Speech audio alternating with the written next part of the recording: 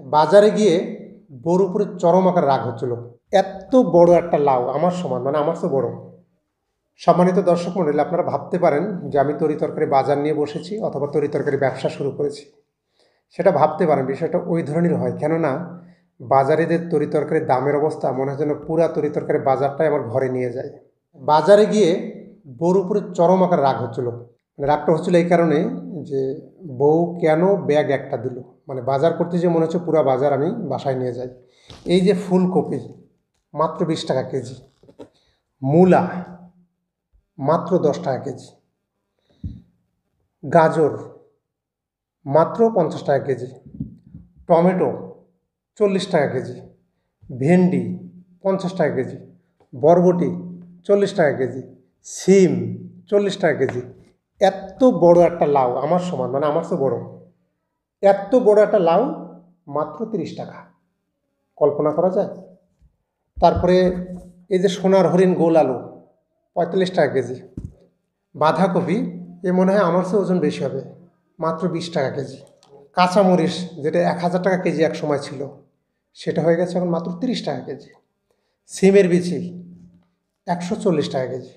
তো বাজার করতে যেয়ে মানে একদিক থেকে খুব ভালো লাগতেছিল, মানে খুবই ভালো লাগতেছিল বাজার করতে, কিন্তু আরেক দিক থেকে খারাপও লাগতেছিল।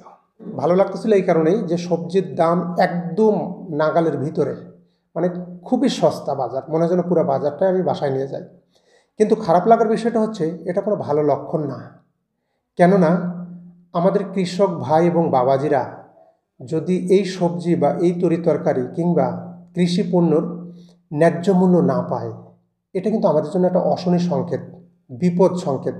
কারণ এই যে মূলা 10 টাকা কেজি বিক্রি করে যদি খুচরা পর্যায়ে চট্টগ্রামের মতো জায়গায় 10 টাকা কেজি মূলা বিক্রি হয়, তাহলে কৃষকরা কত টাকা কেজি পাচ্ছে? যখন তারা তাদের এই কৃষি খাত থেকে উপার্জন অথবা লাভের অংশটা কমে যাবে, তখন কিন্তু তারা কৃষি থেকে নিরুৎসাহিত হয়ে যাবে, কৃষিকাজ থেকে।